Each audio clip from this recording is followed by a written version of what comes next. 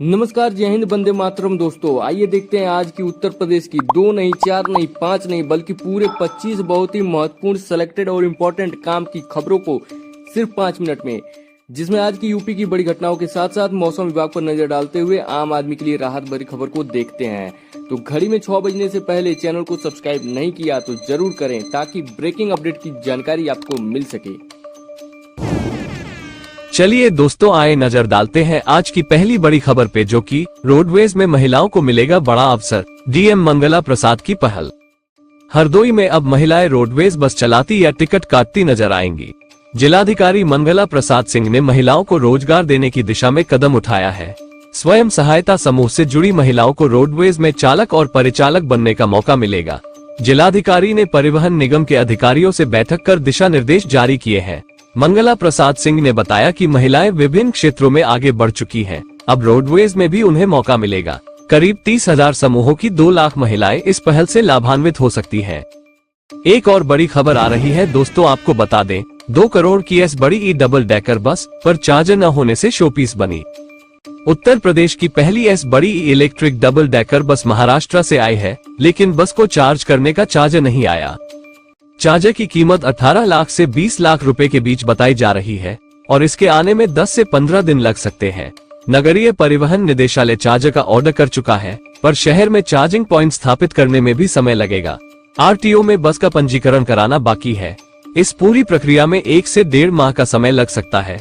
शहरवासियों को इस बस का आनंद लेने के लिए अक्टूबर के अंत तक इंतजार करना पड़ेगा। अब इधर देखिए, अगली खबर आ रही है। एयरटेल, जियो, वीआई के रिचार्ज होंगे फिर महंगे, ट्राई की नई पॉलिसी कारण। टेलीकॉम कंपनियां जैसे एयरटेल, जियो और वीआई अपने रिचार्ज प्लान्स फिर से महंगे कर सकती है। ट्राई की नई पॉलिसी, जो 1 अक्टूबर 2024 से लागू हो रही है, इसके कारण यूजर्स को झटका लग सकता है। ट्राई ने फर्जी कॉल्स और मैसेज को रोकने के लिए कड़ी नीति लागू की है। इस नीति का पालन न करने वाली टेलीकॉम कंपनियों पर भारी जुर्माना लगाया जाएगा, जिससे उनकी लागत बढ़ सकती है। इससे रिचार्ज प्लान्स की कीमतों में बढ़ोतरी हो सकती है। चलिए नजर डालते हैं एक और बड़ी खबर पे। वाराणसी में 6 बीघा अवैध प्लॉटिंग ध्वस्त, विकास प्राधिकरण की कार्रवाई। वाराणसी विकास प्राधिकरण ने अवैध निर्माण पर बड़ी कार्रवाई करते हुए गुरुवार को 6 बीघा भूमि पर अवैध प्लॉटिंग को ध्वस्त कर दिया। शिवपुर के भटौली और मुगलसराय के अलीनगर मौजा में अवैध रूप से प्लॉटिंग की जा रही थी। प्रवर्तन दल ने पुलिस बल के सहयोग से ये कार्रवाई की। जोनल अधिकारी और अभियंता की मौजूदगी में ये कदम उठाया गया। विकास प्राधिकरण की इस कार्रवाई से अवैध निर्माण कराने वालों में हड़कंप मच गया है। एक और बड़ी खबर आ रही है दोस्तों, आपको बता दें वाराणसी आजमगढ़ बस का किराया बढ़ा, वंदे भारत ट्रेन को पीएम दिखाएंगे हरी झंडी।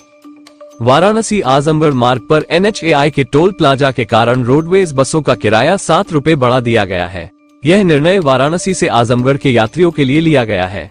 इसके अलावा चंदवक, देवगांव और लालगंज जाने वाले यात्रियों को भी 7 रुपए अधिक देना होगा।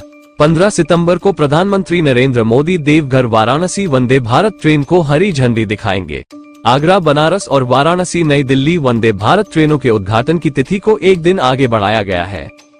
एक और बड़ी खबर आ रही है दोस्तों, आपको बता दें प्रयागराज में कोचिंग संचालक से मांगी 1 करोड़ की रंगदारी, धमकी मिली जलाने की। प्रयागराज के एक प्रतिष्ठित कोचिंग संचालक विवेक कुमार से 1 करोड़ रुपए की रंगदारी मांगी गई और न देने पर जान से मारने और संस्थान को जलाने की धमकी दी गई। यह मामला जॉर्जटाउन थाने में 4 नामजद और 15-20 अज्ञात व्यक्तियों के खिलाफ दर्ज किया गया है। 10 सितंबर को आरोपी कोचिंग संस्थान पहुंचे और 50 लाख की रंगदारी न देने पर 1 करोड़ की मांग की। पुलिस सीसीटीवी फुटेज के आधार पर आरोपियों की पहचान कर रही है और जल्द ही कड़ी कार्रवाई की जाएगी। अब इधर देखिए, अगली खबर आ रही है। सबसे लंबी वंदे भारत ट्रेन का संचालन जल्द शुरू, बनारस तक बड़ी रेंज। भारतीय रेलवे ने दिल्ली बनारस के बीच चलने वाली वंदे भारत ट्रेन को 20 कोच वाली बनाने का निर्णय लिया है। इसके अलावा मेरठ लखनऊ रूट पर चलने वाली वंदे भारत एक्सप्रेस की रेंज भी बनारस तक बढ़ाई जा रही है। रेलवे को उम्मीद है कि इससे यात्रियों की संख्या में बढ़ोतरी होगी। प्रधानमंत्री नरेंद्र मोदी 15 सितंबर को इसका उद्घाटन करेंगे। मेरठ लखनऊ रूट पर यह ट्रेन अब तक यात्रियों की कमी के कारण घाटे में चल रही थी, लेकिन नए रूट से इसका संचालन लाभकारी हो सकता है। चलिए नजर डालते हैं एक और बड़ी खबर पे। शाहजहांपुर के कोलाघाट पुल पर लोड टेस्ट, 10 दिन तक बंद रहेगा आवागमन। शाहजहांपुर के कोलाघाट पुल पर 14 से 23 सितंबर तक लोड टेस्टिंग होगी। इस दौरान पैदल और दोपहिया वाहनों का आवागमन पूरी तरह से बंद रहेगा। बनारस हिंदू विश्वविद्यालय से जुड़े विशेषज्ञों द्वारा लोड टेस्टिंग की जाएगी ताकि पुल की मजबूती सुनिश्चित की जा सके। फिलहाल 4 पहिया वाहनों को वैकल्पिक मार्ग से निकाला जा रहा है। एक और बड़ी खबर आ रही है दोस्तों, आपको बता दें, लखनऊ के शहीद पथ की सर्विस लेन का चौड़ीकरण, ट्रैफिक सिस्टम में बड़ा बदलाव। लखनऊ के शहीद पथ पर बढ़ते ट्रैफिक को ध्यान में रखते हुए सर्विस लेन का चौड़ीकरण किया जा रहा है। 7 मीटर चौड़ी लेन को 10 मीटर करने का प्रस्ताव है। साथ ही बिजली के खंभों को शिफ्ट करके नालियों और पाथवे का निर्माण भी किया जाएगा। ये काम अक्टूबर से शुरू होने की संभावना है। इससे गोमती नगर विस्तार क्षेत्र में आने जाने वाले वाहनों की समस्या को हल किया जाएगा। अब इधर देखिए, अगली खबर आ रही है, अरविंद केजरीवाल को सुप्रीम कोर्ट से मिली जमानत, जल्द हो सकती है रिहाई। दिल्ली के मुख्यमंत्री अरविंद केजरीवाल को शराब घोटाले में सुप्रीम कोर्ट से जमानत मिल गई है। कोर्ट ने ट्रायल कोर्ट से शर्तें तय करने के निर्देश दिए हैं। केजरीवाल को 21 मार्च को ईडी द्वारा गिरफ्तार किया गया था और सुप्रीम कोर्ट ने उनकी गिरफ्तारी पर सवाल उठाए हैं। अब उनके जेल से बाहर आने की संभावना है। चलिए नजर डालते हैं एक और बड़ी खबर पे। भूमिहीनों पर पुलिस प्रशासन का शिकंजा, 3000 राशन कार्ड निरस्त। 2 से 5,000 रुपये की लालच में खातों में पैसा मंगाने वाले भूमिहीन और पात्र गृहस्थी के राशन कार्ड धारक अब कार्रवाई की चपेट में आ गए हैं। जिला पूर्ति विभाग ने औराई और भदोही तहसील क्षेत्र के ऐसे 3000 लोगों के राशन कार्ड निरस्त कर दिए हैं। इन लोगों के पास मात्र 2 से 4 बिस्वा जमीन थी, लेकिन उनके खातों में धान खरीद के सीजन में अचानक 4 से 5 लाख रुपये जमा होते थे। बाद में खाते में सिर्फ 5 से 6,000 रुपये बचते थे, बाकी पैसा निकल जाता था।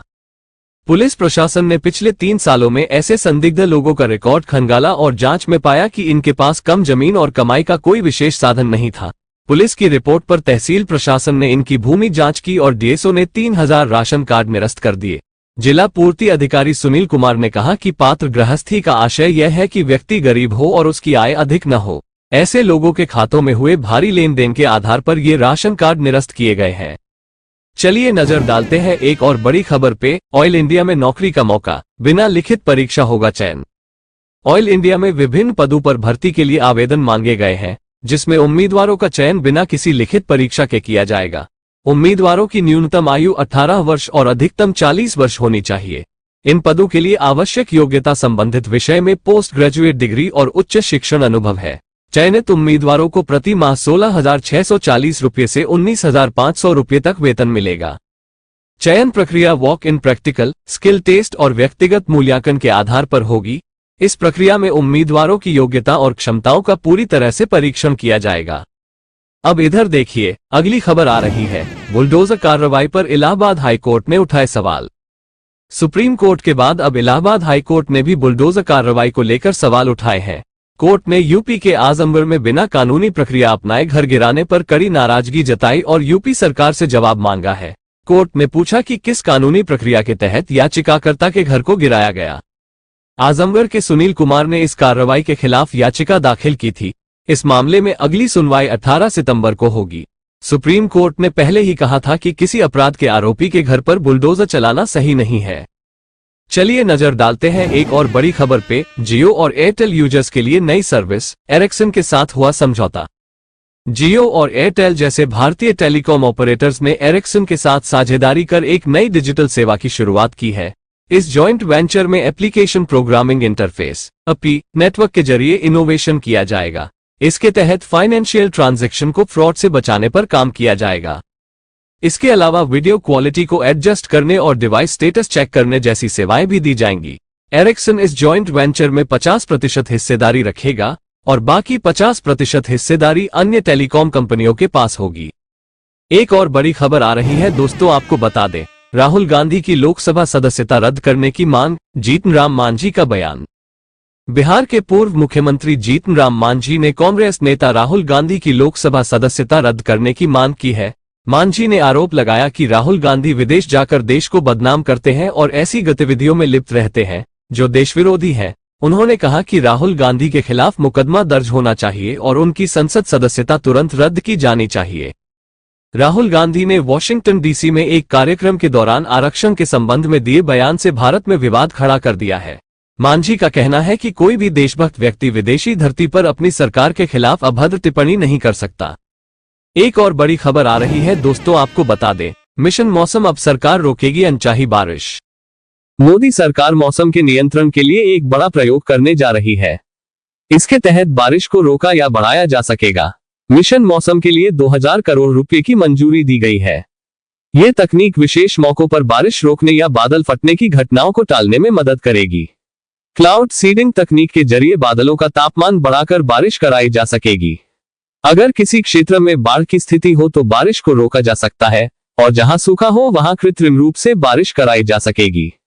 तो दोस्तों, ये थी आज की कुछ महत्वपूर्ण खबरें और जानकारियां जो आपके लिए बेहद उपयोगी साबित हो सकती है।